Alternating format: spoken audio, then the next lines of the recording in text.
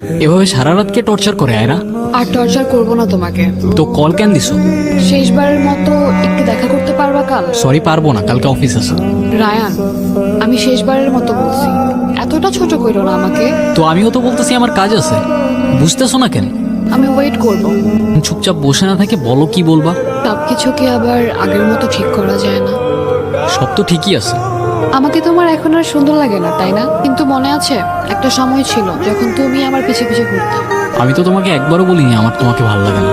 অজিতাকে আইডিটা কার তুমি আমাকে নিজেই বলতে পারতা। বলার কি আছে, ও আমার ফ্রেন্ড। তুমি নিজেই বলতা তোমার আমাকে ভাল লাগে না, সুন্দর লাগে না, পারফেক্ট লাগে না, আমি চলে যাইতাম। কাজটা তুমি ঠিক করো না রায়ান। তোমার সাথে কেনই বা কথা বলতেছি আর?